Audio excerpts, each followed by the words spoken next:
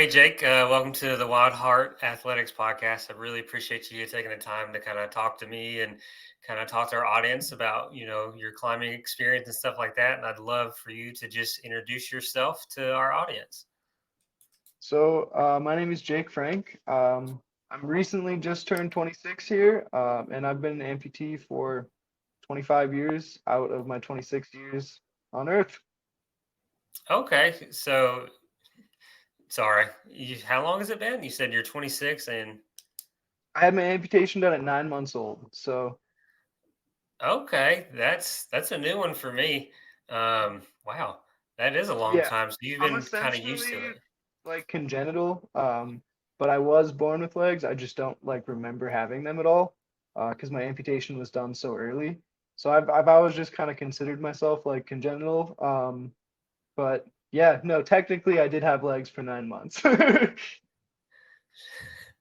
hear you. And so, like, was there like a specific reason that, like, you were told as you got older or anything Yeah, like that? so originally when I was born, they thought I had just like really severe clubfoot. And then a few months in, they finally did like an X-ray and they realized that I just had no tibias. And so I think around like 5, 6 months old, my parents were kind of faced with like a decision. I could either live in a wheelchair and like keep my legs, because I had like full everything but the tibias, so fibula and like ankles, feet, all of that, toes, everything was there except the tibias. So at 9 months old, they decided to amputate, and then from there, the rest is kind of history. I think my first prosthetics was around 2 years old. Um, and then from there, I've been on pretty much every prosthetic you can imagine. When I first started into this journey, it was kind of like early in the technology wasn't there that is like around today. Like as far as knees go, they're all mechanical. There was no computer knees. Um, there wasn't any major advancements in like feet technology.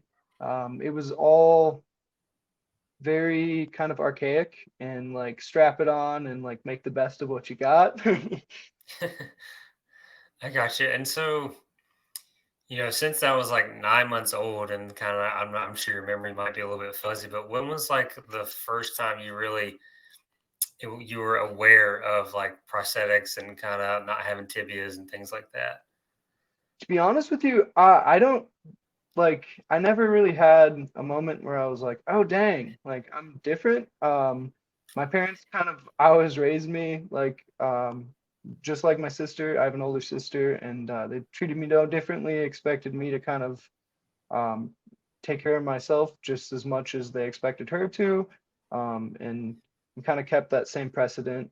And that I think helped me grow up with the mindset of like this is normal. I just wear different shoes.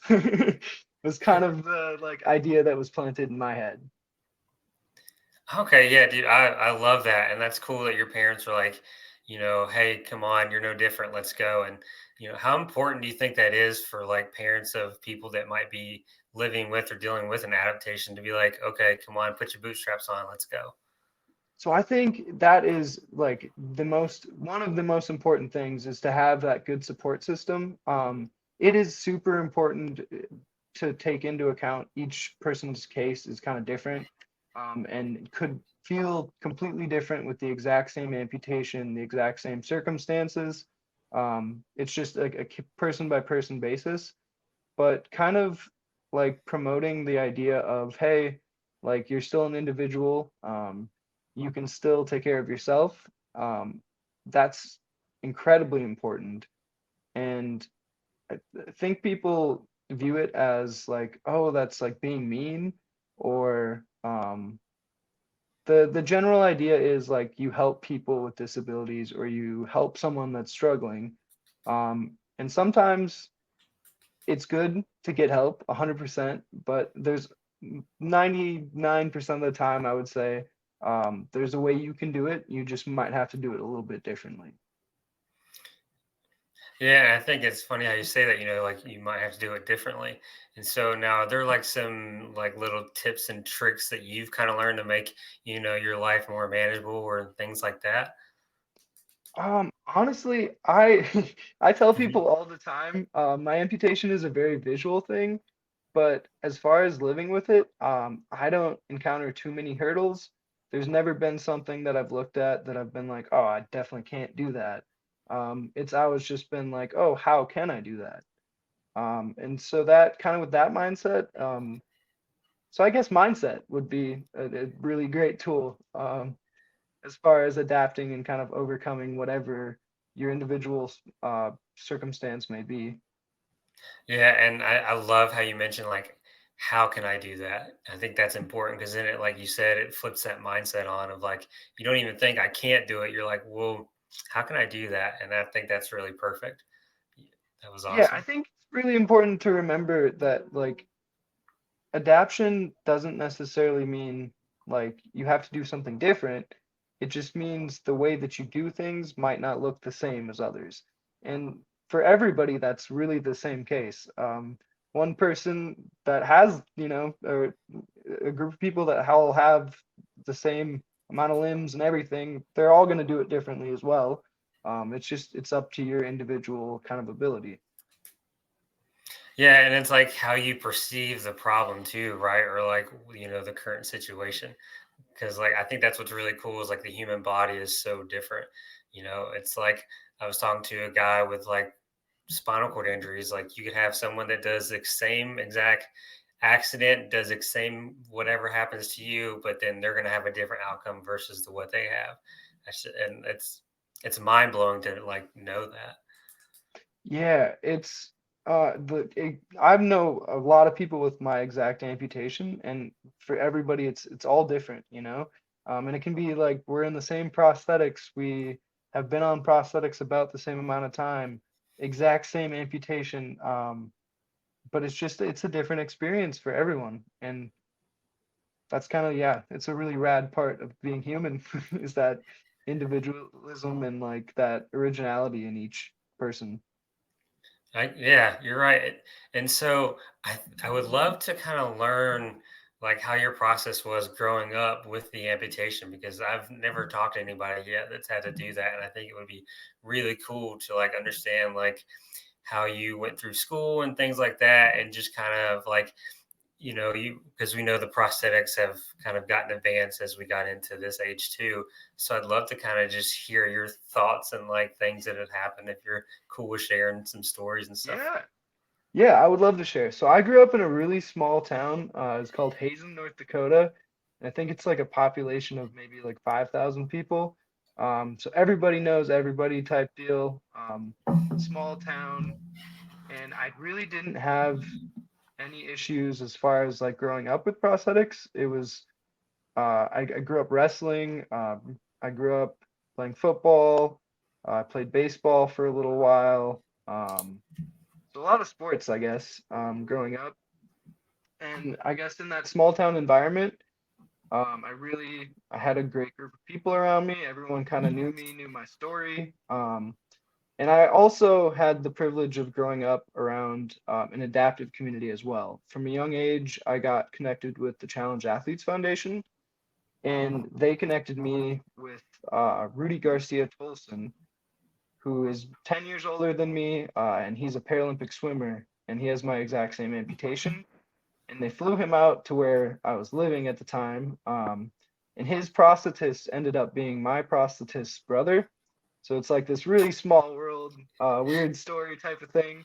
But they flew him out. And a few months later, I was getting my first pair of running legs from Challenge Athletes Foundation at one of their events. And it was like hundreds of amputees, people in wheelchairs, people with all sorts of different, for CAF, it's physical disabilities. Um, but it was just amazing to see all these people there to like compete in a triathlon with all these like different disabilities. And it was, yeah, life changing to say the least, but extremely important for me to kind of see that at a young age and to have that resource of like, wow, look at all these people doing insane stuff. with my exact same condition or a similar condition. And so I was lucky enough to kind of have that coupled with the small town experience. And I grew up competing in a lot of sports, and it wasn't ever a big, I guess, roadblock for me. Um, like I said, it was really just like I had this mindset of like I had a different pair of shoes. So like you have tennis shoes, I have running legs. You have snow boots, I have what I call my stubbies. You have slippers, I have slippers. Like so I kind of have like a leg for stuff, you guys have shoes for stuff. That was kind of just my thoughts behind, I guess, the amputation. Ah, But yeah, okay, cool. That's awesome, man. That's really cool that you got to like experience that too, kind of at like that younger age, right? And then, so you're playing all these sports. How do you think sports really impacted like your growth? And then now that you're getting into climbing, so sports have always been a huge outlet for me as far as just like mentally and physically. It's a great place to kind of it's like therapy for me. And growing up, that was always there. I wrestled for 10 years. I swam for a while. Like I said, I played a little bit of football, a little bit of baseball when I was younger. So sports was always kind of there as um, it was like with sports, I didn't have to worry about being different or playing different. I was just like a place where I could go and feel good, feel a sense of achievement. And I think it was pivotal, I guess, as far as growing up and having a confidence with a disability. I think that's kind of a big part is somewhat owning it and just knowing that it's not stopping you from doing anything. Is definitely a big part of it. so you think it's important for people to like get into sports, whether they're able-bodied or not? 100%. I think that sports is like this great it, equalizer for everyone. It's not necessarily, yeah, it's just like, I guess, yeah, 100%. I think sports are important for everyone. Um, and I think they have the same effect on everyone, no matter kind of what you're going into it with. They, the end result is kind of the same for everyone. So you mentioned like, the physical and mental benefits from it, right? And there's a lot of research out there that supports that, but like how has it directly like influenced and impacted your life? So as far as in my life, it's opened so many doors for me as far as like travel and meeting other people in my community. But not only, I guess, travel and meeting new people, but it's had a huge impact, I guess, in how I kind of like perceive things in my daily life as well. I think it's really important for people to have that like stress that you create and control. So like I love the saying it talks about doing hard things. Uh, oh dang, I'm It's all blanking on good. the quote, but it just kind of explains that like when you introduce that stress on your own, you have this greater ability to kind of handle natural stress within your life. And I've definitely seen a correlation in that in my own personal experience with dealing with being an amputee and then kind of using that as somewhat of a stress reduction builder, I guess. No, I got you. It makes sense, right? Because you're like exposed to that stress and then you learn how to kind of control it and calm yourself, like, and that physiological response that you get amped up, you can learn to hone it in a little bit. And then, like you said, if you're in a stressful situation that's not related to sports, it's related to life, you have the tools from that kind of comes over and or crosses over and kind of calms you down and helps you with that part, when you're going Yeah, not through it. only that, but also I guess physically too, being a little more active and having a better fitness base helps a lot as far as being mobile and being able to utilize prosthetics to their full potential. Uh, everyone has a different experience with prosthetics, and it could be the exact same prosthetic, exact same amputation. But where the difference is kind of made is your body awareness, how strong you are, your endurance. Those things all are just going to make using prosthetics a whole lot easier. So I know that every prosthetic's different and every person's different depending on like their adaptation or what have you. Do you think it's even across the board though when it comes to like having some type of physical fitness in your life to help you with that? 100%. I noticed a huge difference when I started climbing, just from the body awareness that I gained and the movement.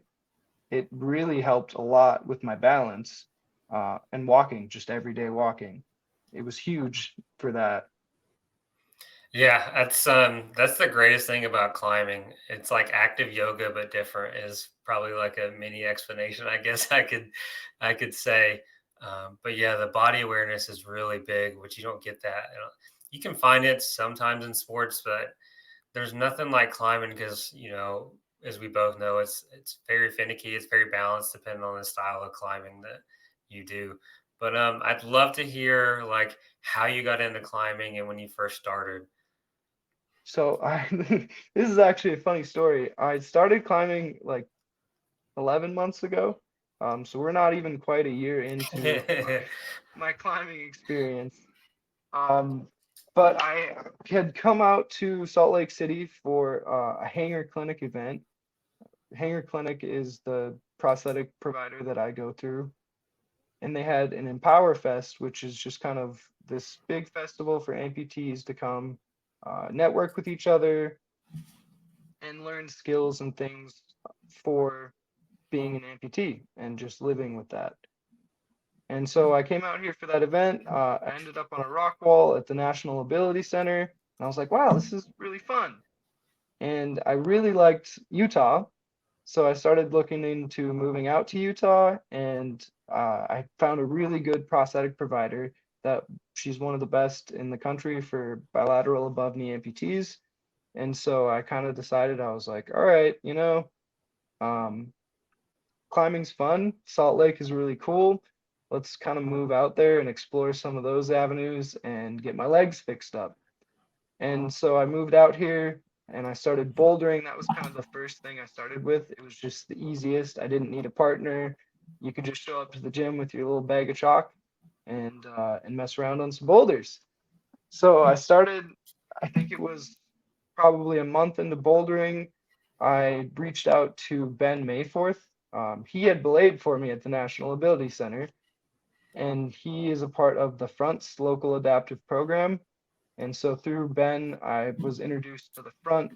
They have their monthly meetups, and then they also have it's a competition prep practice kind of, but they call it the Adaptive Competition Team. And it's a program through the Front where they offer coaching and a space every week, twice a week to train. And so through that, I started climbing ropes more regularly and kind of experimenting with prosthetics versus not wearing prosthetics, different styles of climbing, and kind of figuring out what it looked like for me, um, as a double above a knee amputee. Like, what's the easiest way to do this? That's awesome. So it sounds like you kind of got the climbing bug after your first time. Yeah, it didn't take much. It was such a fun experience, and I felt so free on the wall, and it was just a really easy sport to transition to as well. So that was kind of like, yeah, no, I was definitely hooked early. It'll do that to you. It did it to me. I really want to highlight the fact, though, you said something that stuck out was, you felt free. And I'd love if you don't mind just like diving deeper and elaborating on that because I've heard that several times. And I heard that from Ben Mayforth when I interviewed him. Yeah, so climbing is this weird thing where you're using kind of your individual strength to figure out how to get up this problem, right? And so there is no like normal way to do it, and there's not necessarily, I mean, there's the given beta, but that's for one specific body type, and I guess like set with that body type in mind or those movements in mind, but every climber is different. And so like climbing, just the base of it, the kind of idea of climbing is like use your individual strengths. When I started climbing, I remember at first it was definitely kind of like a rough process because there was a lot of figuring out for me. I wasn't sure if using prosthetics was going to be helpful or hurtful. And I'm found for different styles of climbing, they are helpful, and for other times it's like definitely not helpful. But I guess as far as feeling free on the wall, it was, yeah, I don't know. I just felt extremely powerful. I didn't like feel like anything was holding me back from going up, you know? Like it was, yeah, a different experience. No, yeah, I see what you're saying. And like, do you think it's because, it's an individual sport and you have your strengths that you're allowed to like kind of express yourself in your own way, especially with your climbing style? It's definitely really fun to kind of like the way climbing is set up, where there is a very like individual individualistic aspect of it, and it's kind of like up to you to like decide like how do I want to approach this problem, which for me that's everyday life for me is like how do I want to approach these problems. So climbing, it was just natural to kind of transition that exact mindset towards the sport, and I think that was part of it too. It was kind of like a comforting factor of like, oh, this is what I do all the time. It's just like in a sport format, and I'm going up a wall with plastic holes. So do you think like the problem solving you find with each climb is like really kind of crossover into your own life too and solving problems? Or do you think you maybe had already had like a decent skill at, solving problems, like everyday problems, and it just kind of maybe transitioned more into your climbing? Or do you think they've kind of coexisted together pretty well? It was definitely, I feel like I kind of from living with an adaptation, it was like already a mindset that I was very strong in. And so I think that was part of it being so naturally comforting in the beginning was like, no, this is just kind of like what I do. I got you. That's awesome. And like, I know it's really cool to like have um, that crossover, like the problem solving that climbing has too. But I think one thing that I know I've really liked with it is, and I don't know if you can speak to this too, or maybe this happens to you, but I know sometimes I get on the wall, kind of forget everything, and I'm like stuck in the moment. I definitely 100% like when I climb, everything else is like shut out. That's one of my favorite things about competition is I get very nervous before a comp. It's not that I care too much about how it goes. I just want to do the best that I can. And with competitions, you can have off days and things like that. And I get extremely nervous. But the moment I touch the wall and start climbing, all of that is just gone. It's just like I'm climbing, I'm happy, I'm doing what I love. That's awesome. And then like you said, this was your first year you went to, was it your first year in Worlds? Right? Yeah, so this is Or my first year of anything climbing. I started with nationals in March, I believe, and that was with in Gaithersburg, Maryland. And then we had a World Cup here in Salt Lake in May. I believe it was May. And that was technically my first World Cup event. And then we just had a World Cup in Austria, Innsbruck, Austria. And that was my first international competition. so how was your first World Cup series? So far, the first World Cup in Salt Lake, it didn't go super great for me. I had kind of some off climbs, and I didn't make finals for that one. For my second one in Innsbruck, things went a lot better. I qualified for finals and I came in fourth. I was 3 holds behind second and third. So I was extremely happy with my performance. Um, and I'm really excited for next year because I'm like every comp, I'm closing that gap. And I think by next year, I should be able to kind of be competition for them. No, man, that's all, and that's really good. I mean, you did good from where you started. And, like you said, it's 11 months in. That's really awesome. And what's cool about climbing is just like you skyrocket at the beginning, which is really cool. I mean, you pick up on things a whole lot faster, which is awesome. So, Yeah, climbing has been it's a sport that I didn't expect to take to so quickly. I come from, like I said, more of a combat sports background, like grappling. Before this, I yeah. was training jiu-jitsu for a few years. So I really wasn't doing anything climbing related, I thought. But the minute I started climbing, things just started clicking. And I think part of that is I use my upper body a lot just in my personal life to get around. A lot of times, like when I'm just at home, I'll have the legs off and I'll kind of have to like get in and out of stuff or get up to things. I do a lot of just climbing to get up to things that I can't reach or different things like that. And so I think that translated really well from my personal life into the sport as well. I got you. And I do have a couple questions, and one I really want to ask you. Take you back. You said you get nervous when you go to climb and have the comps, right? Especially like competition. So, do you have like a ritual or something like that to kind of get you mentally prepped and ready for your climb and the competitions? And then, could you also tell us like what it was like? Your first time climbing in a competition. Yeah, definitely. So my first ever time climbing in a pair comp was it was definitely overwhelming, but it was kind of a smaller stage. It was just for nationals, and our nationals is a great kind of introductory event to like a broader paraclimbing scope. It's easier setting for the most part than what you'll see at international comps, less people overall usually than what you'll kind of see on the international level as well. So it's really just like a small version of the World Cup to kind of get you started. And I didn't think I was going to be nervous coming from like competing in jiu-jitsu where someone's trying to like tap me out or like break my limb or choke me out. Like I thought that this competition would be a lot more chill, a lot more relaxed. Um, but kind of standing in the back, it like hit me like, wow, this is a really cool opportunity to make the US national paraclimbing team.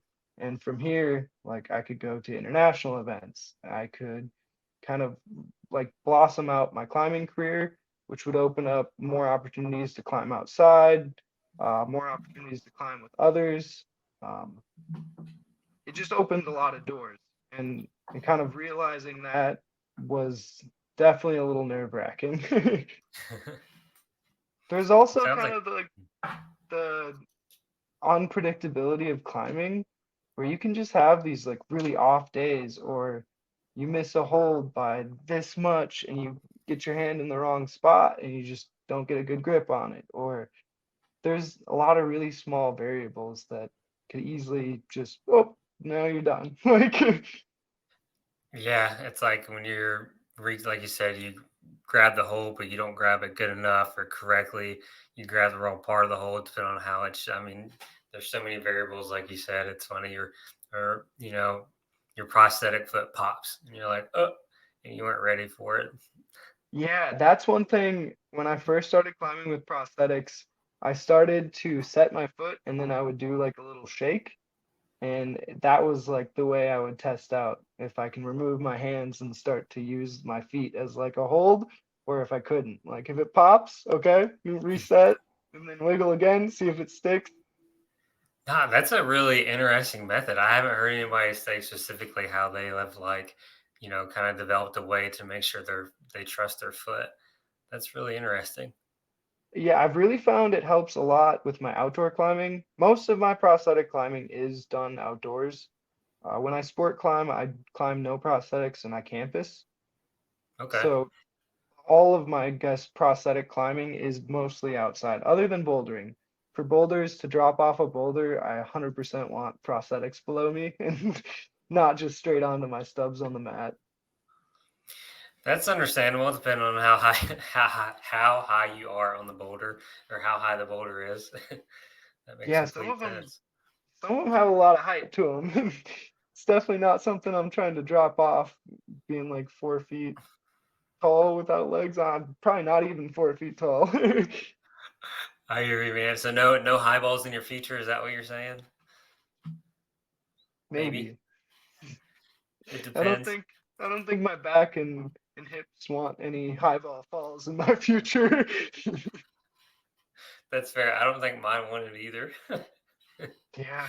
Bouldering is one of those things where I love it so much. It's a boatload of fun, and it's like the style of it being kind of like shorter explosive climbing versus like longer endurance climbing. I'm all about that. However, the toll it takes on your body is very noticeable compared to sport climbing. Yeah, and for those that like don't understand sport climbing, which ropes and things like that, it would basically be like long endurance cross country if you want to like assimilate it. And then bouldering would be like wrestling, jujitsu, like a quick football play or like a sprint. You know, Yep. because I know some of our listeners probably don't understand, but we're over here broing out on bouldering and sport climbing. But that's awesome, and it makes sense that you like bouldering, like the ease of access and things like that. But what I really thought was interesting was like all your prosthetics are made for the outside bouldering.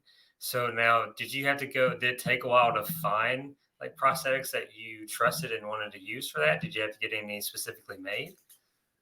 Yeah, so I'm actually still in the process of finding kind of like the perfect climbing foot, quote unquote.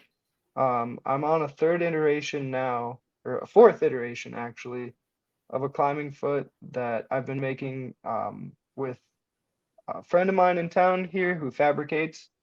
And it's, yeah, it's a weird process because all these different shapes are kind of good for certain scenarios in climbing, but they're not necessarily good for like an all-around climbing experience. And so I found I kind of have a quiver right now of climbing feet. I have a feet or a set of feet that I use for indoor bouldering.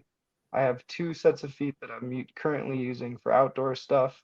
And then I have like just my walking everyday foot. Okay, and how now are you able to just switch the feet like really quick? Because you said you had a quiver of them, so I'm just curious, kind of like what the process Yeah. is.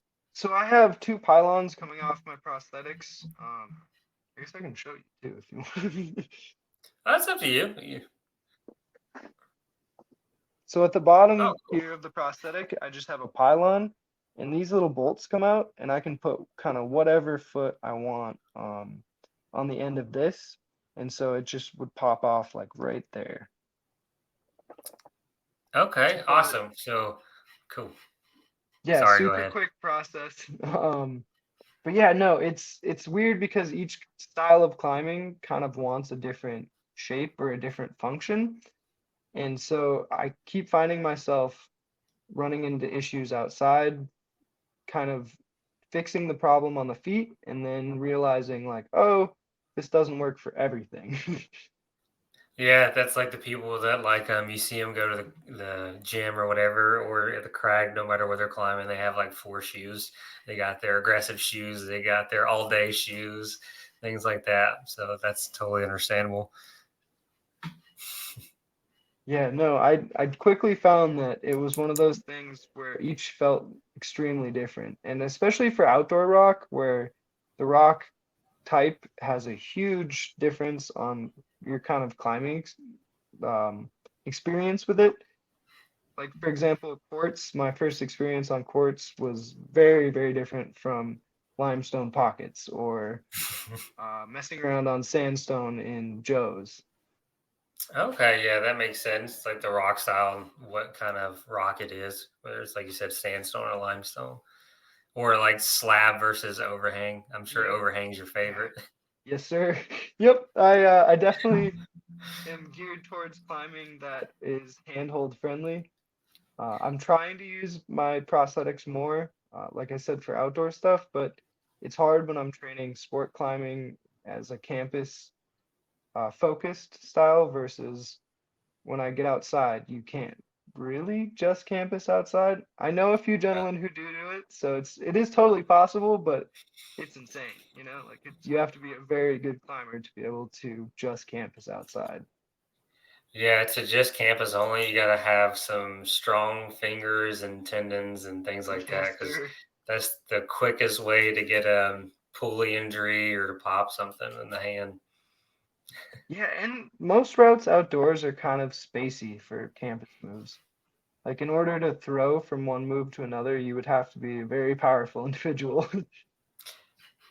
Yeah, that's true, and it depends on where you're climbing too. I know up here in the southeast, up in I think it's Boone, Blowing Rock area in North Carolina. It's a lot of like 45-degree climbing and things like that. And you see people throw to stuff, and you're like, how the hell did you do that? It's amazing. You're like, I want some of that strength. Yeah, it's a weird thing because when I came into climbing, I had a good muscle mass as far as upper body goes, but my like finger tendons and connective tissue were not used to the kind of strain that climbing put on them. So I'm very behind in that aspect. But I feel like I'm powerful when I'm climbing. So I try and make moves that I definitely can't make yet. Um, yeah, that's one aspect of climbing that was really surprising is how full body it really is and like how much you kind of have to like it's not a sport that you can necessarily just get really strong and start doing and it's like, oh, smooth sailing. It kind of takes time and like that specific strain on your body to get your body used to it. Yeah, and a lot of people don't understand that like your muscles adapt really quick because of blood flow, and then tendons take a little bit longer to build up that tensile strength because they need a different style of stimulus, and they don't receive like a direct blood supply depending on the tendon, right? I mean, this is just like a generic overview, and I'm sure you've been told this, and I'm sure talking to Ben Mayforth can tell you some of this too, and I'm sure you've looked, but I'm kind of curious, like given the fact that we're bringing up, tendons and things like that, do you like prioritize like, your health and like, recovery and training and things like that? Are you like taking your training serious? What's kind of like that regimen for you? 100%. So a few years ago, I actually really started to get serious about my physical health and my nutrition, and I really started to dial in on those things. For a long time, I wasn't super serious about them, and it was just harder to be an amputee when I wasn't taking care of those things.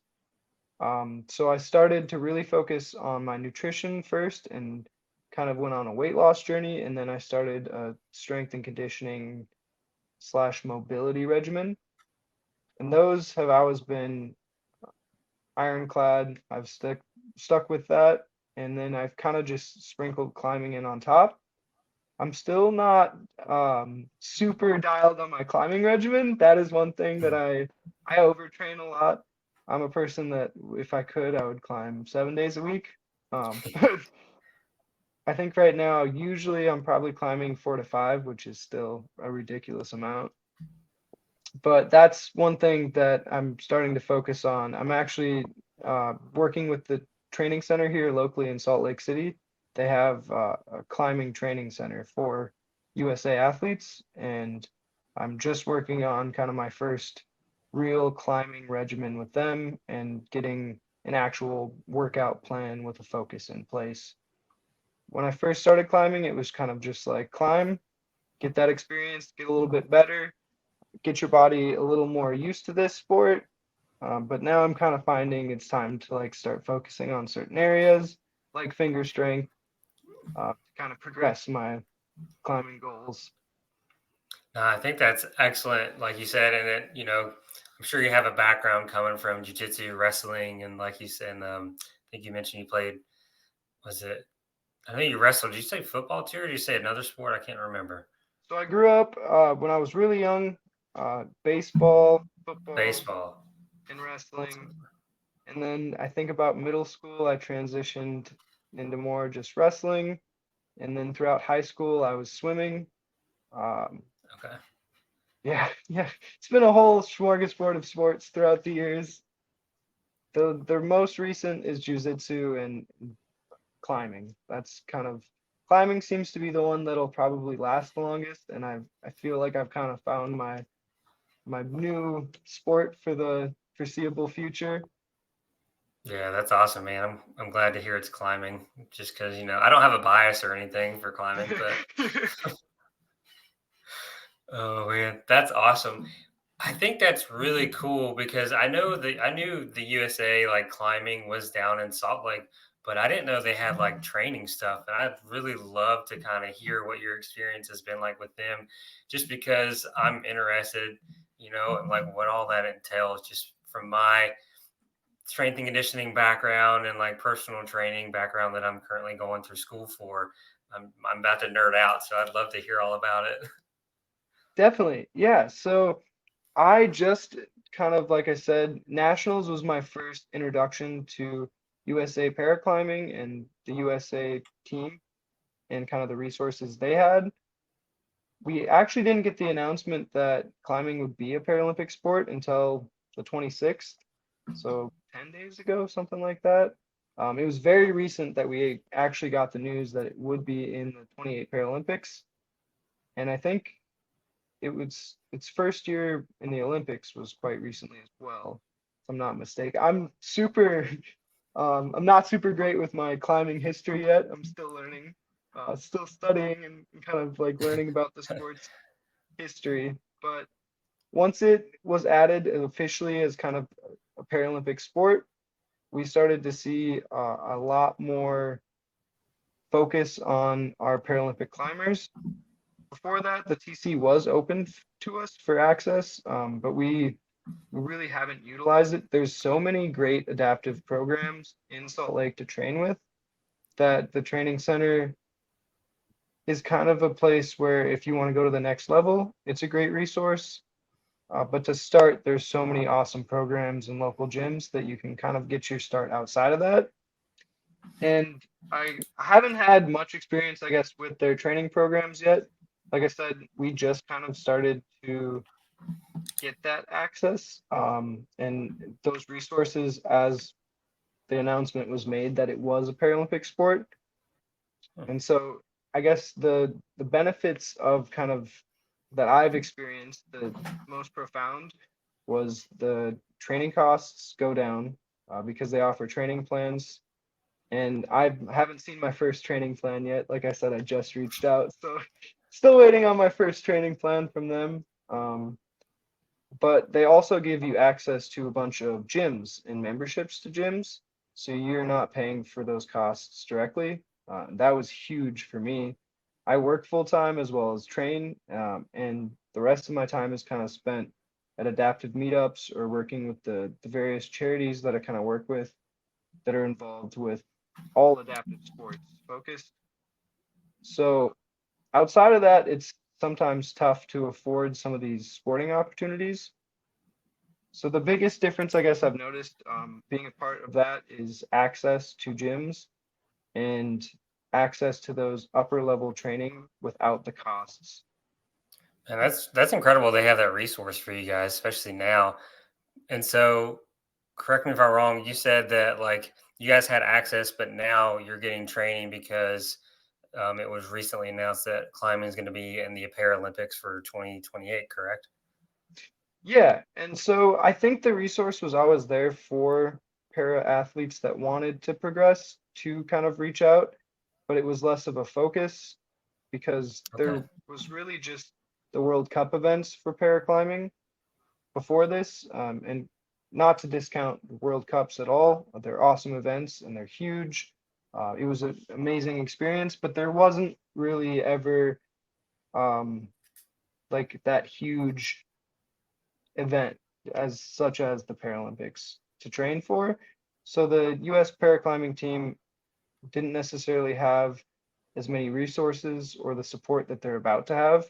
With the sport growing, it only gives us more opportunity and more resources and more attention, which is only going to grow, I guess, how Team USA approaches their paraclimbing um, team. I gotcha. I got to get on. I got to hurry up and graduate so I can be a part of this.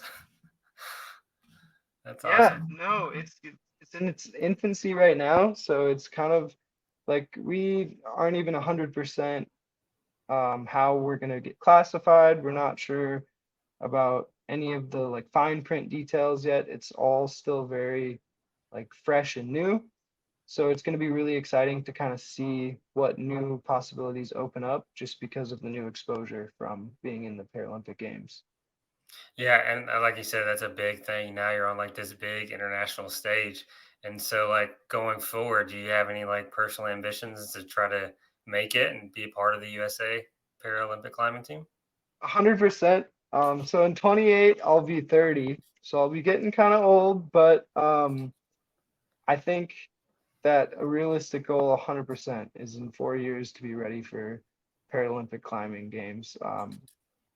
Yeah, I'm extremely excited at that opportunity.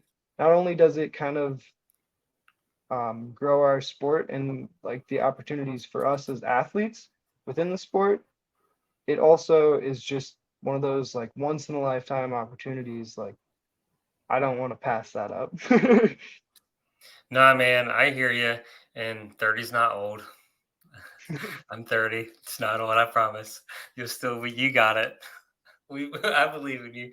But no, you're right. It is a great opportunity, and I think it's going to be really cool. And I really can't wait to see because, you know, climbing. You were right. Climbing finally had its debut. I think in the last Summer Olympics, and you can see the growth that has just happened, which is great. The exponential growth is great. It's just there are, I would say, at least with my perceptions, there are some concerns of like people that like maybe are unprepared and go outside. I think that the only thing is like the safety stuff. But yeah, I think it's really great that the sport is growing, you know, and and the reason I say that too, and I'd love to get your opinion on it, is like climbing, as great as it is, for the physical side, as far as like your body and getting stronger and becoming more aware of your body, it's also the community is nothing like I've ever experienced, and I can see that, and some sentiment I've gathered from other climbers that I've talked to have said the same thing. And, I'd love to know kind of your opinion on like the climbing community and things like that. Yeah, the community has actually been a huge part of my love for the sport. Originally, when I first got out here, like I said, I moved out here with not much of a plan. So I kind of got out here and I knew very few people, and climbing not only kind of bridged that gap and allowed me to meet all sorts of new folks, it also provided kind of a space for me to meet folks in my community and like have them doing something that I enjoy. It was just a great way to like meet individuals, I guess, especially coming out here and just being new and not knowing much about climbing or about the local area. It provided training opportunities and kind of kept me busy, which I find is extremely important. I personally am not a good idle person, so having kind of a community and something that I can get after was a huge step in settling into Salt Lake. Yeah, that's great to hear. It sounds like there's a big adaptive community out there, which is I never knew, and it's awesome to hear that you guys have all these like, charities you were telling me you're involved with in the community, and the USA paraclimbing stuff is down there now. You have the training center, so that's really awesome. You have that, and speaking of kind of staying on the topic of community, how vital or maybe impactful is it to have and to be a part of a community that has an understanding of like what you may be going through for someone that is in the adaptive community and maybe doesn't have like their own support or community? So for me personally, it was really kind of a defining factor for me and the person I grew up to be and how I approached my amputation. Having that community and just being able to relate to someone on that level is, I think, extremely important. It's hard because for each person, they're kind of going through their disability individually every day. And to just be able to relate to someone for a little bit, like, oh, it's tough to throw my legs on when my stubs hurt, or, like to bond over like a shared problem or experience is it it's extremely validating, and it's good to know that you're kind of not in that experience alone. Yeah, I appreciate you sharing that because that's something I've kind of asked everybody is, like how important was it and for the community and things like that. And they're just like, it's great to have someone like you said that you have that understanding and you can relate. Yes, everybody's situation is different, and that's across the world, everybody has a different situation. But you have someone that has a little bit more understanding, and I can kind of relate that to like veterans in a way, like I can relate to a veteran better than I can sometimes to like what I would consider a civilian. So yeah, I think that's great that like you have that community that's surrounding you, especially down in Salt Lake. That's really awesome. Yeah, it's also, I think, an incredibly important resource being an amputee to or whatever adaptation you may have, to have that resource of like more than one perspective on kind of like how to tackle individualistic problems. It's just like when you're in a gym bouldering and you're like, wow, like I really need some help with this beta, or I need someone else's like take on how to go about this problem. It's the same exact thing for an amputation or working around a certain issue with your amputation. It's really good to have that social network and other people's perspective of, hey, this might be a way that you can tackle that. Yeah, I couldn't have said it better myself. um, so you mentioned you're kind of involved in some charities. So do you mind kind of telling us about all that and what you're doing for them? Yeah, I would love to. So I climb with the adaptive team at the front, and I try to get to their monthly meetups. I also work with Momentum. They have adaptive monthly meetups as well. So Momentums are every third Saturday of the month, 10 to 12, and the fronts are every first Saturday of the month. Gotta look up times here, No, you're good. but I don't know. I don't know That's the all good. times off the top of my head, but Don't worry it's about it. every first Saturday of the month. I believe 10 to 12 as well. Um, and every third Friday of the month, 5 to 7. But I don't know if they're still doing the every third Friday ones. But those are kind of the local climbing groups that I been a part of and trying to kind of spread the adaptive climbing stoke and the sport to individuals in the area.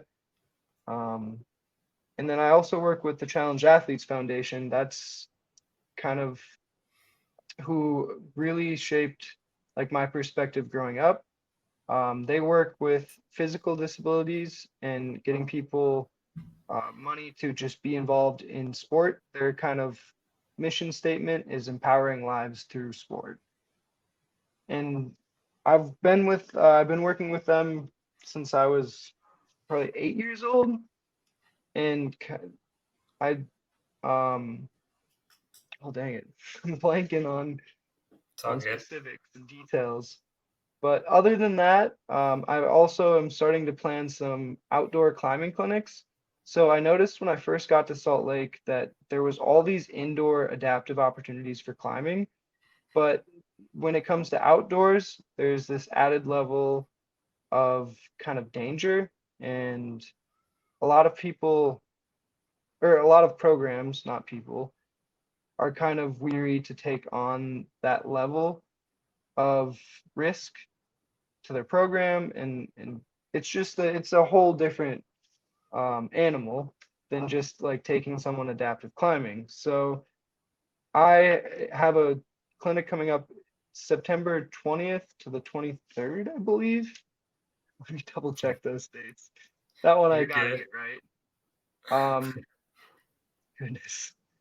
Yep, September 20th to the 22nd. And the focus of this adaptive climbing clinic, I'm partnering with Ogden Valley Adaptive Sports, Hanger Clinic, as well as the Challenge Athletes Foundation. And we're going to provide kind of this weekend of camping and outdoor climbing in Maplewood Canyon. And we've gone out and we've scouted a few crags that are easily accessible. but also kind of conducive to different climbing styles as far as if someone maybe has to campus most of it, if you're missing an arm, you're an upper extremity amputee, single amputees. But we kind of scouted out routes specific for individuals and what they might kind of encounter. And we're hoping to provide like a launching point for outdoor adaptive climbing. Dude, that's awesome. I can't wait to hear how it goes. It's really Yeah, cool. the You guys first get one to do is that. gonna only be like 8 to 10 adaptive climbers to start, but we're hoping to make this an annual event and hopefully even more often than annually. But the idea is to kind of like slowly bridge that gap from the demand for like indoor adaptive climbing. I think there should be just as many programs for outdoor adaptive climbing. Yeah, you're right. It's easy to do indoor stuff, and the outdoors a little bit more challenging. And I'd really love, since you're kind of on the forefront of that, and so has been May 4th. I'd love to hear kind of like why it's important to get everyone outside climbing as well, and why it's good to get more of those. And like, could you also kind of expand on like why it's a little bit more challenging? Yeah, 100%. So with outdoors, um, personally for me, when I fell in love with climbing, like when I really, really got sucked in, was my first outdoor experience. I very vividly remember every outdoor climb I've ever done. It's one of those things that connecting nature and the sport of climbing kind of gives you this experience that you really don't get in the gym. Climbing in the gym is awesome, and sport climbing is still just as fun, but I think there's just this added level that the outdoors kind of provide that you don't normally get um, at an indoor basis. But when you go outside, it kind of you're not only worrying about just getting to the wall to climb. So most crags aren't like a short walk. It's like a mile or two, and it's usually a path. And it's usually not paved or like graveled over. It's just like a hiking trail, you know? Or like in Red Rock, some of them are like 5, 6 scrambles to some of the climbs. Like it's the approaches get insane. So that's kind of an added layer outside. And then on top of that, real rock is so different from plastic. And there's really no way to get better at it without going and experiencing it. So when you kind of get outside, you're not only faced with this completely different type of climbing that you may not have experienced before. Your holds aren't highlighted. So you're also, there's this added layer of like, oh, I have to figure out what I'm gonna grab. I have to figure out what looks good. And when you're on the side of a mountain, like everything, kind of looks the same. So you have to do a little bit of feeling, and you may not be able to see as high as you want to, or have the angles to kind of see the holds um that are right there. And so it's this weird game of like, how can I make another inch happen, or how can I get a foot higher? Um, and it's just, yeah, it's not something you can really train for on an indoor level. Um, and so it's like this whole different style and beast of climbing. Yeah, that's a good description. It's a beast of climbing. It's totally different. I know my first time outside, I was more scared than I was in the gym. It's just something about not seeing mats on the ground. Yes, you have crash pads for bouldering, but it's still not the same as like you're inside. Yeah. And some of those, when you're on the side of some of those climbs, you feel like you're thousands of feet in the air. You're not, and you might be, I guess, if you're doing a multi-pitch, but yeah, it's just a different feeling to be outdoors, and that exposure on the side of some of those mountains is just insane. Yeah, and I think something too to really highlight, me being able-bodied. Yeah, okay, you mentioned the scrambles and the hiking trail. Well, I don't have to take in specific things into account, but someone with an amputation or, an adaptation that they're dealing with or living with, they have to factor in other things. And by you guys taking them out there, you can also guide them of how you guys have gotten over those things. And I think that's something I would love for you to kind of speak on, or like maybe some things that I'm not going to think about that I have to be worried about, but something, you or someone else might have to be worried about that they have to think about and take into consideration. What are some of those things?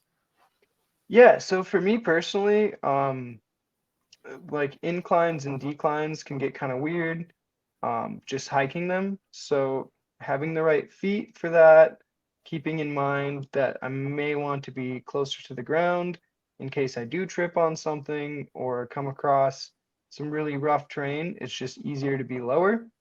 And that's kind of the approach I've always taken. It does make walking, I'm taking probably like double the steps that everyone else is, just because of my height with the prosthesis, but having or being closer to the ground kind of allows me to get over a lot more types of terrain.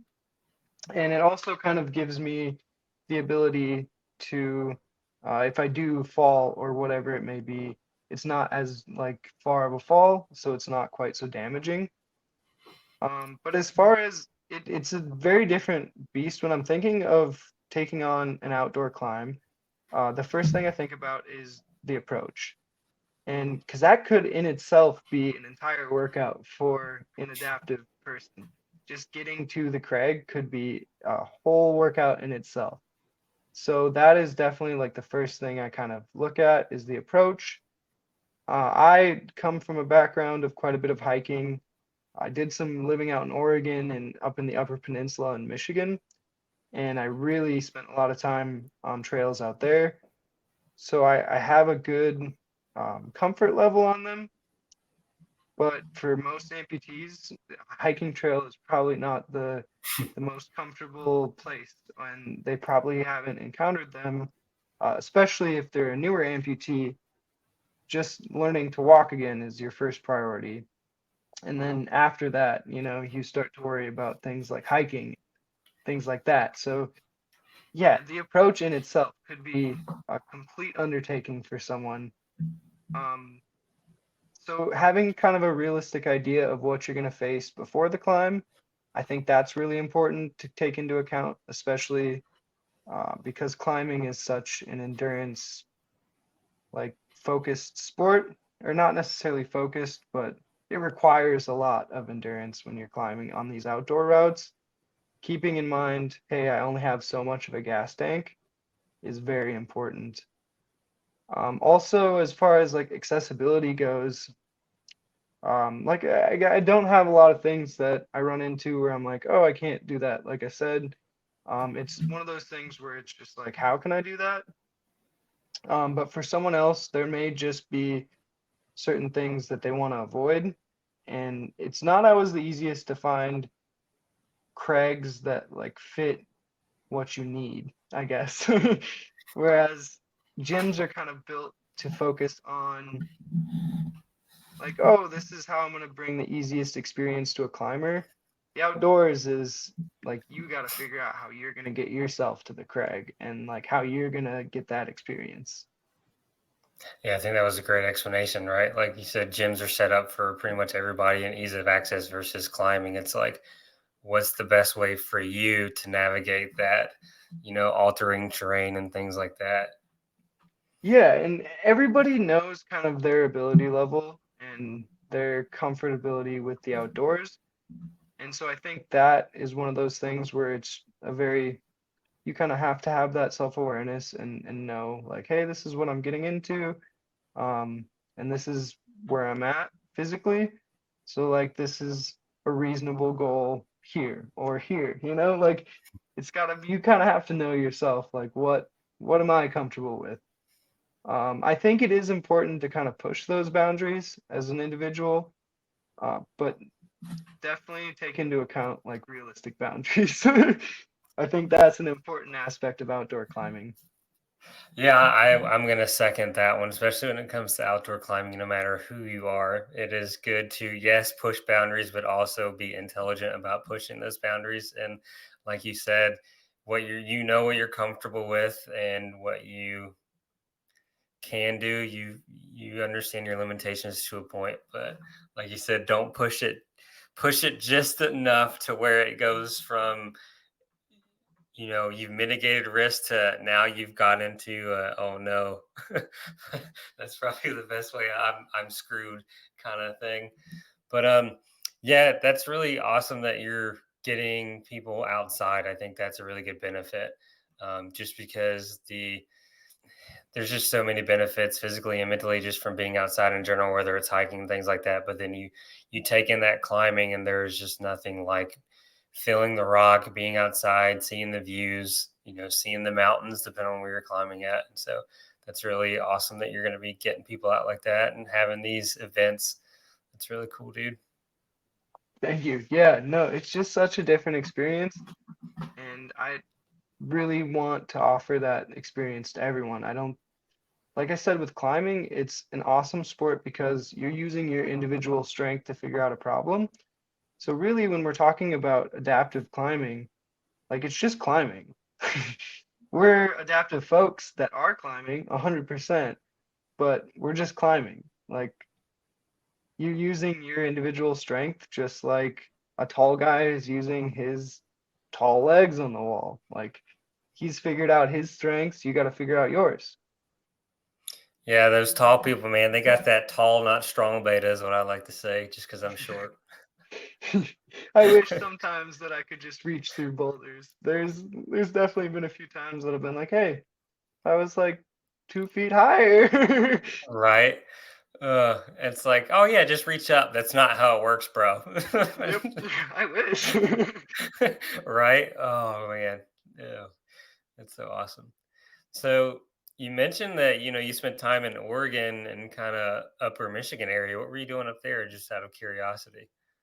So I went to school in the Upper Peninsula. I started school in just back home in North Dakota, did my first 2 years, and then I went out to Michigan for the remaining of my school.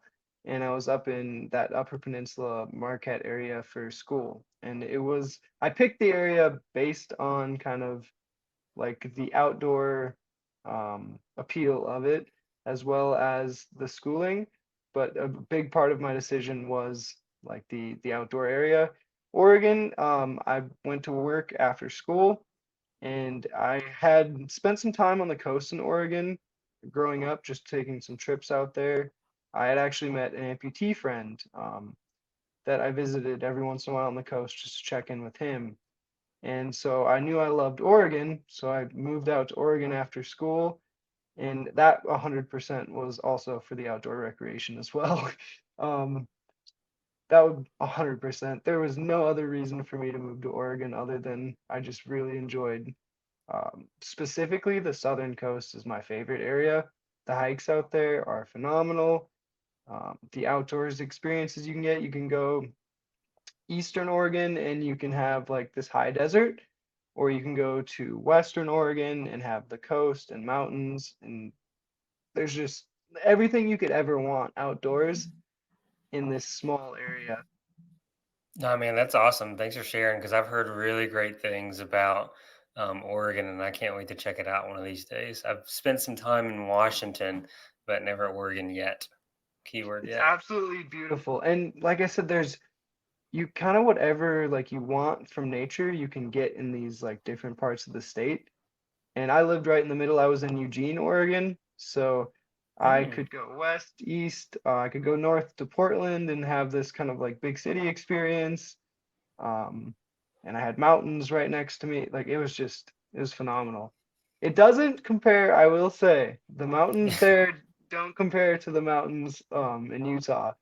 That is one thing when I moved out here, the climbing opportunities here, every type of rock you can pretty much imagine you can find in some part of Utah.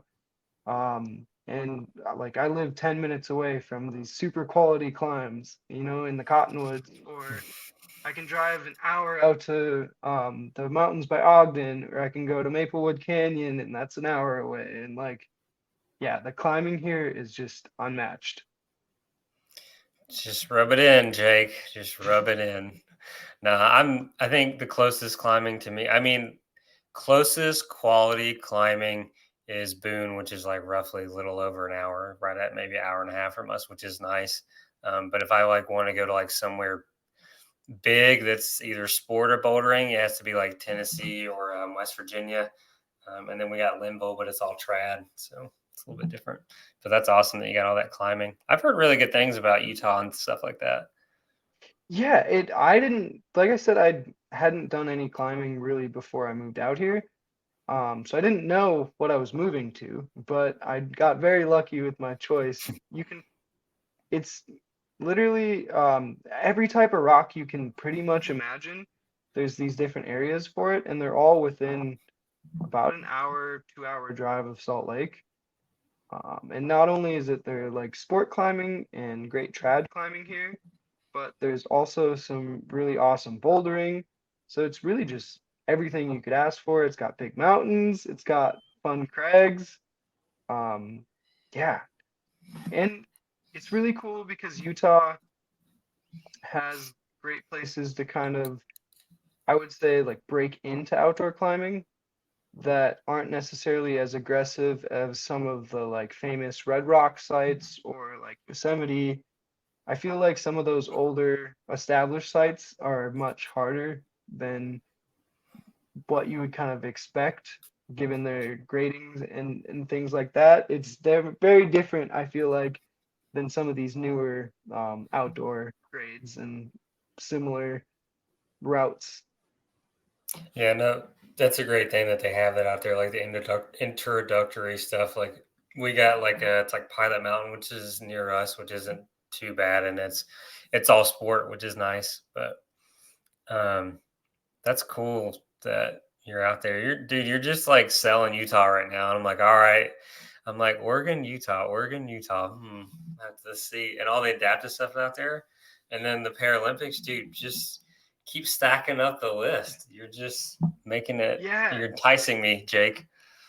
not only is there amazing climbing opportunities here, but as far as adaptive programs go, I would say they have some of the best outdoor adaptive recreational programs.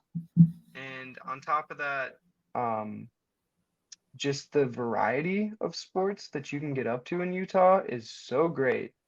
Uh, like you can go mountain biking in the summer, you can go climbing in the summer, you've got all these great winter sports.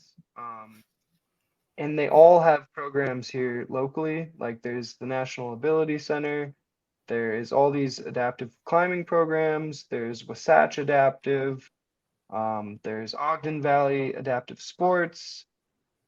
There's just this multitude of programs that are really focused on getting people outdoors and that adaptive outdoor recreation, which I think is a very underserviced kind of area of adaptive programs.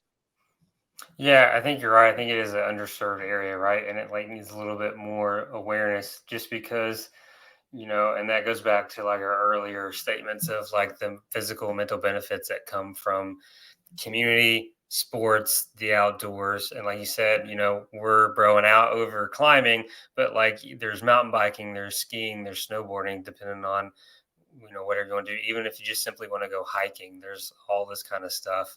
And then there's the water sports, obviously, that we haven't mentioned, but you're in that area where you have more programs, and it sounds like, and resources for the adaptive community to get them outside, which is really good. Yeah, it's definitely a rare thing, like I said, and it's really cool coming from my home state of like North Dakota, where there are very few adaptive meetups or recreational programs of really any kind. There's just not the population there to kind of host that and have that be like a tangible thing. Moving out to this bigger area and seeing all these programs and having the opportunity, like if I want to go climb this weekend or I want to go mountain bike or I want to do whatever, just being able to have those options is such a cool opportunity.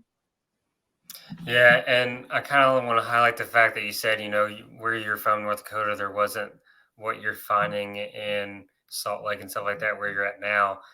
But we're talking about awareness, and I think what's really great is like the power of social media, YouTube, whatever you want to say, is we can expand that awareness. And but also I think it people also need to get involved, kind of like what you're doing.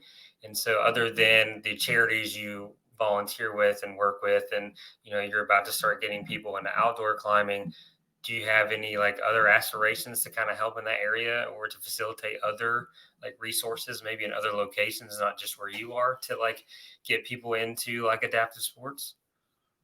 Yeah, so my goal actually is to kind of create that into my career.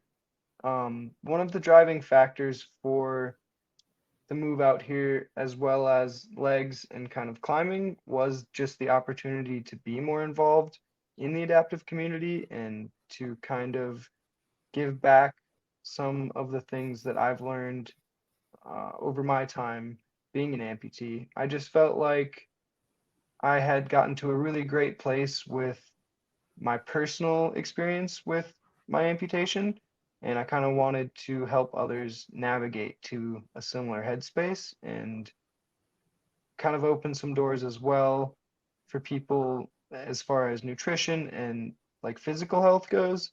I, for many years, neglected that and did not realize how big of an impact that kind of has on just your overall experience on life. Um, you are a lot, things are a lot easier to adapt to and to kind of overcome when you just have a healthier base. I guess when I talk about health too, for me, it kind of breaks down into like nutritional health, physical health, and mental health. And each aspect is just as important as the last. And I think without an all-around good health, it's hard to just deal with everyday things and to kind of overcome, like in my case, specifically for amputations, it's a lot easier to move around, a lot easier to kind of overcome some of the physical things, and yeah, just incredibly important, I think. Yeah, and I'm glad you said it, right, because like you're a living, breathing person that is going through that, and has you have firsthand experience, and can be like, I know the benefits of, like you said, the physical, mental, and nutritional health. And I think that's the thing, is like we're saying it in a way, and we're talking about it in a way that like makes your life better, because we know it does. Given your firsthand experience, my firsthand experience with it, and kind of given where you grew up in like that small town in North Dakota, what would you maybe tell someone that's in a similar situation, that there's not a lot of adaptive resources, but there's a few, because where they are, it's very limited? What advice would you give them? Would you say, hey, you need to kind of take it upon yourself to seek it out, or look into this organization, or here's a resource here, or what kind of advice do you have for those that are like in a limited resource area? So I would say nowadays with social media, your access to adaptive resources is there's never been as much access and information out there as there is now. Especially like if you're looking for a specific organization that will help you get, because when it comes to the adaptive space, a lot of times, like say you want to get a hand cycle, you would find an organization that kind of specializes in providing hand cycle funding or grants. Say you wanted to get into climbing, you would kind of look for an organization that focuses on adaptive climbing. There's a great resource through the Challenge Athletes Foundation. They provide funding for not only training costs or like any really costs associated with training, but they also provide equipment grants and things like that. So say you wanted to purchase a power chair, you could apply for a CAF equipment grant. You would kind of explain like what you're going to use that equipment for, and then they would decide what level of funding they could offer. But nowadays, I think, like I said, with social media, there's groups that you can look up through Facebook. There's different, like, I'm a part of a few amputee support groups. There is one specifically for bilateral above knees amputees, which is like my exact amputation. So there's literally this giant group of just all bilateral above knee amputees that can bounce ideas off each other. Like, hey, I'm having this issue with my prosthetic provider, or hey, my insurance won't cover this prosthesis. Like, what did you guys do in order to kind of help with that? But there's just all these resources now and groups of people where, and you can access them from anywhere. That's the amazing thing about social media and kind of the reach of these different media platforms, is that you no longer have to rely on a local program. There is unlimited access to reach out to all of these different programs that are, could be, a state away. It might be a town away. You may have to do some travel, and you may have to kind of get out of your comfort zone to make that opportunity possible. But I would say definitely start with social medias, a simple Google search, even. I bet now, like if you Googled adaptive programs in my area, you could probably pull up 20 or so programs within a few hour drive of you, you know? There's just really, there's no better time to be, I guess, an adaptive person than now. The resources and equipment that we have is the best that I think it's ever been. And it is always getting better. Yeah, It that's is the amazing crazy. thing.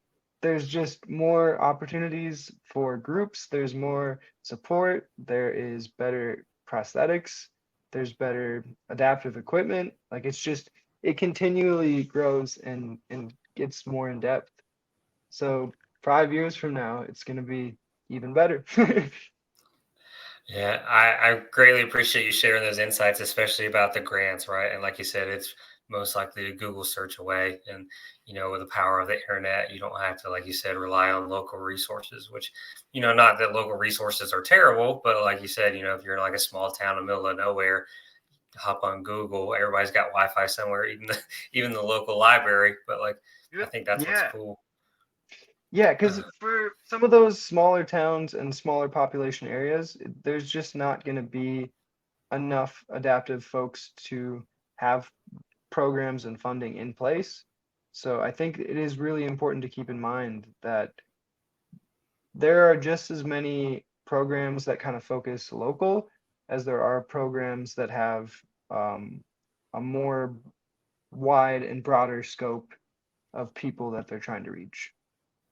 I gotcha. Thank you for sharing all that information. That was really great because I didn't even know any of that. So that's really cool to know that there are grants out there that you can, write a little thing and get you. Like you said, if you want a hand bike and you're interested in a hand bike, if you just Google search the grant and write it up. And then it sounds like the Challenge Athlete's a really amazing program. And I'm learning about them the first time tonight. So I appreciate that insight as well. Yeah, the Challenge Athletes Foundation is absolutely phenomenal, and they have really focused on kind of going from, yeah, they started in California, the San Diego area, and they have really focused on kind of broadening their reach to multiple countries. I think in their last grant cycle, um, they're up to double digits as far as the amount of countries that they have sent grants to, and the amount of like different country para people that they've supported is insane. But like their reach has gone from this local organization to this international reaching grants of all types of people for all types of sports, for all types of equipment. It's really just a phenomenal organization. So to like someone that maybe wants to reach out to them to like, you know, figure out how to get specific equipment, are they like a good resource for that and they have resources for you? Yes, not only is it like their goal isn't just to provide grants for sport costs and things. Another thing they do is a bunch of clinics and things like that for the community aspect and the teaching aspect. So they have a lot of resources as well to kind of bring amputees and adaptive folks together and give them resources, I guess, for looking for their individual equipment that they want. And it is kind of odd. A lot of these grants are quite specific. So there'll be, like I said, like a bike organization that does hand cycles, or there'll be another organization that focuses solely on adaptive climbing equipment, and another organization that focuses solely on adaptive skiing equipment. And so it is kind of hard sometimes to find maybe the right one for what you're looking for. But there are usually a grant of some kind out there and available.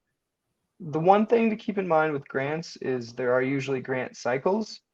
So there's usually kind of a period of time that you can sign up for these grants, and it's annually most of the time.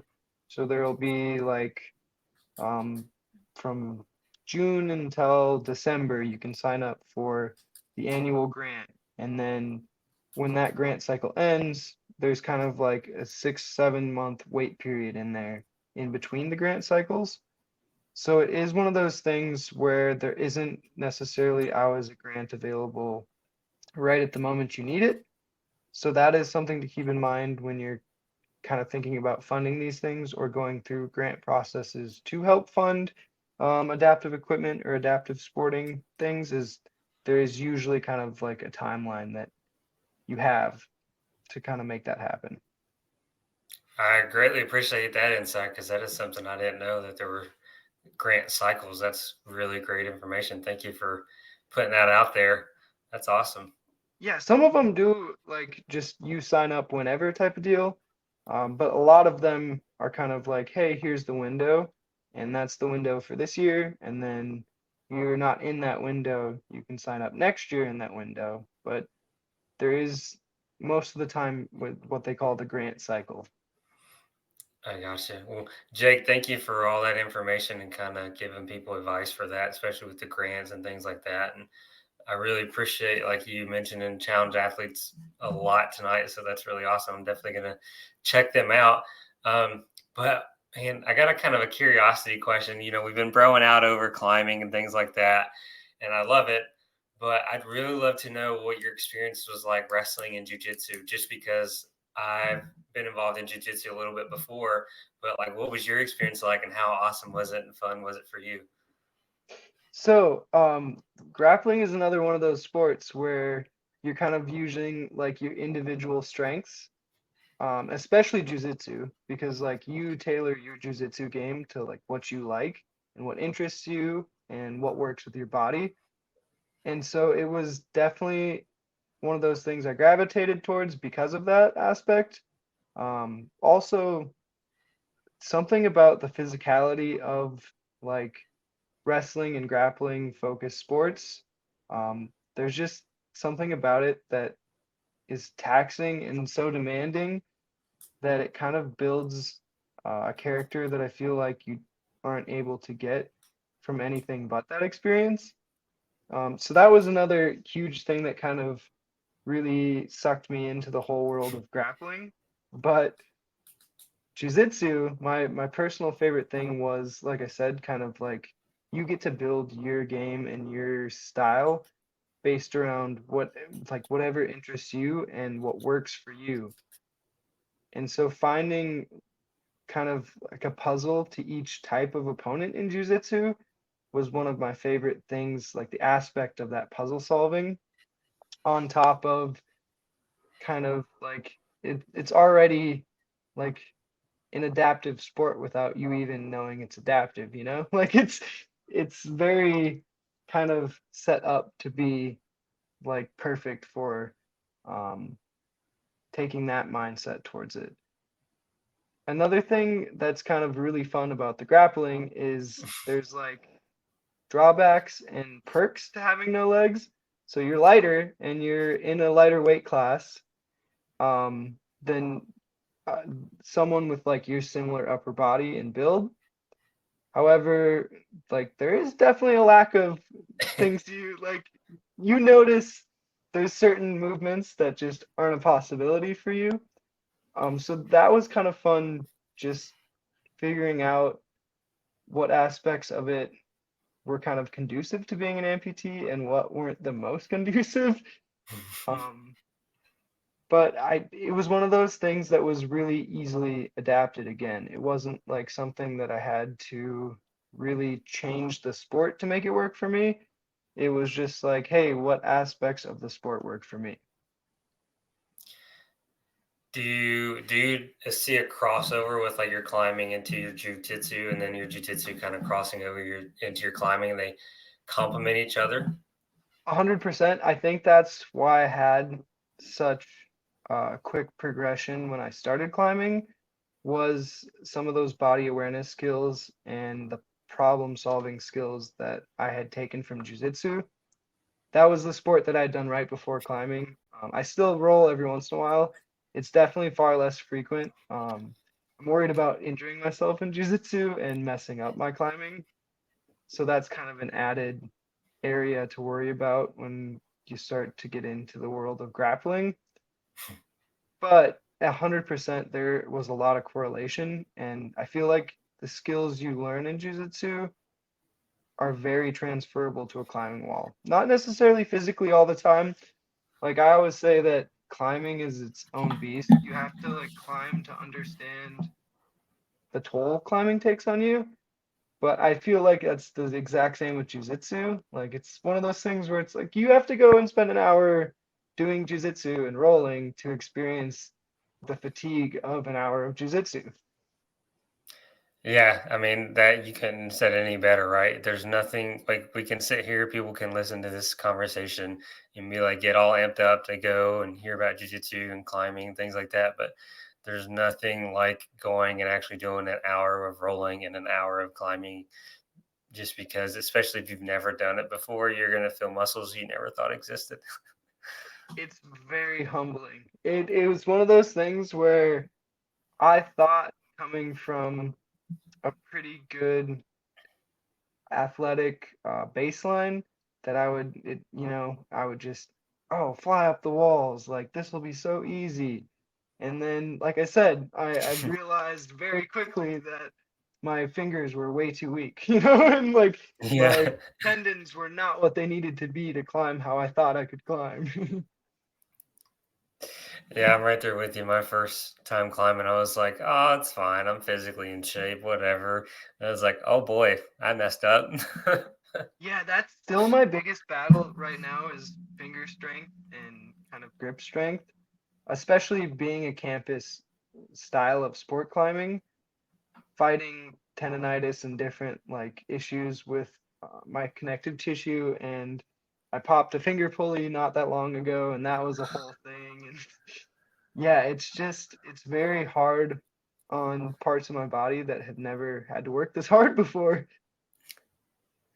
Yeah, that makes sense. It's like, it goes back to us talking about it takes time, but that's good. How's your injury coming along after the tendon issue? That one, no issues now, but it was Okay. tough to take the amount of time that I needed to take off to really let it get better. It was one of those that would feel a little bit better, and I would want to climb, and it would very quickly set me back to square one. So I had to let it feel better and then let it feel better a few more weeks before I tried climbing on it, and that was kind of a learning experience in itself, was dealing with that kind of injury. I think before that, most of my injuries were kind of like if I felt better, it was better. But with the finger thing, it was just like 2 steps forward, 8 steps back. Like No, I hear you. And I think that's the hardest thing, no matter who you are, whether you're an athlete or not, is the injury thing, right? And it's you feel the pain at first, it gets better. You don't have the pain, and you're like, cool. And it's like, no, no, no, no. It's yep. it's it's it feels great, but it's not where it needs to be. Did you like learn any new skills or anything, or how did you kind of occupy yourself with like having to take that time away from climbing and things like that? So I just focused on weightlifting and cardio. So I didn't necessarily like fully take the time off, I guess, and rest as well as I could have. For me, lately, sport and kind of physical conditioning has become such an integral part of my day that I'm not sure how I would kind of function without it. Um, yeah, I would say I did learn a little bit of patience, and I guess I learned how to stay active but not aggravate certain areas very well. And that's kind of an important aspect too of training is knowing, I guess, how to train, but also like how to rest correctly. And that is I would say my biggest problem as an athlete currently is just finding that correct balance between the two and I guess what looks perfect. Because it's one of those things where if you take too much time or too much rest, you're losing out on time that you could be getting better. But if you're spending too much time training, your gains and things that you're getting back from the training are greatly diminished. So finding that kind of sweet spot is definitely an important skill that I'm working on. Haven't mastered, but hopefully will soon. I hear, man, we're all in that boat, and that's a perfect way to explain it too. Is you did the right thing, I think, by still training. You just, like you said, you found a way to work around your injury, which is the most important thing. Is like, don't not work out. Like, okay, maybe take a day here or there, but then learn how to rest and recover. Like, it's more important to do that. And it sounds like you're doing a great job, man. And then, like you said, you're about to start getting some very good information from the USA Climbing now, since you're getting ready to get involved with them. I'm looking forward to hearing how that goes. Yeah, I'm extremely excited for that because that I feel like is going to take my climbing to the next level, having a regimented schedule and a professional that knows what they're doing. I'm, like I said, so fresh in the sport that I've just kind of been doing what's fun and what's enjoyable, but it's not necessarily the greatest way to progress long term. Like you said at first, there is this huge like momentum of kind of learning when it comes to climbing, but when you hit that first plateau, it's like, whoa, like what what can I do, I guess, to get better? And I think that really focusing in on your training habits is kind of the first step in that progression. Yeah, it kind of just goes back to like neuroplasticity and like learning a new skill. Like, you're very highly attuned to specific things, so you progress very quickly.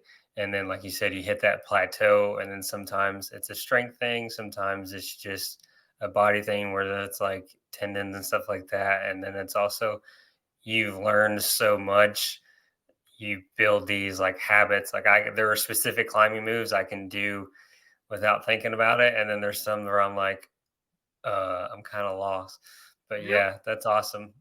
And I do think that like your training's definitely, and climbing's definitely going to progress a lot, especially with the regimented training plan coming in. And like you said, you already have those habits of like nutrition and other stuff.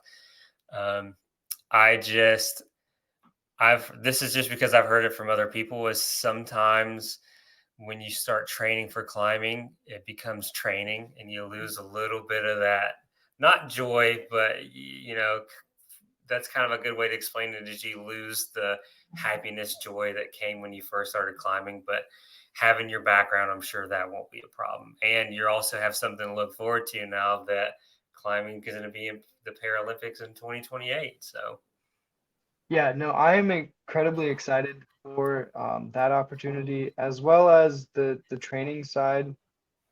I kind of view climbing, my real passion for climbing is the outdoor aspect of climbing and getting out and experiencing the different areas of nature that you can kind of climb to through these different routes. And I want to start getting into multi-pitch and eventually maybe even alpining, but that's definitely like way down the road. I'd like to start with some basic mountaineering and canyoneering stuff first, but it really just opens up so many doors outside, and yeah, it's just amazing. I couldn't have said it any better myself, man. Climbing is amazing. Just like there's nothing. Gym's climbing's great. I love it because the introduction, but getting outside, whether it's bouldering, multi-pitch, sport, trad, doesn't matter. It's just nothing compares. And I mean, you've hit it on the head this entire conversation. It's amazing. Yeah, it's really one of those things where I kind of look at my indoor climbing as just a way to kind of build the skills and the strength necessary for that outdoor stuff and to kind of push my limits outdoors. I know that the work indoors is really going to go towards that. Yeah, you're absolutely right. Well, Jake, I really appreciate your time tonight, and this conversation has just been really awesome. It's been great to kind of hear kind of about your life and your future plans and things like that. Um, um, can people follow you on like social media and stuff like that? Like, what's your social media handle and things? Definitely. So on Instagram, I'm at Jake with no legs. And then you can also find me on Facebook at Jake Frank. And those are kind of my only social medias for the most part. Um, I am very climbing focused right now in most of my social media endeavors, just because of kind of where I'm at in my climbing season. This is definitely the most exciting time in our season, is like the summer area. That's when we have all of our World Cup events and the international events. So this is definitely kind of like the peak of climbing for me right now. Um, but yeah, if you're interested in following along with my climbing journey, at Jake with no legs. Awesome, man. Thanks for letting us in and telling us about your life and sharing your story with us. I really greatly appreciate it. And I'm definitely going to be paying attention to your journey. And I can't wait to see all of you guys go in the Paralympics. And I can't wait to watch some of the World Cup next year. Heck yeah.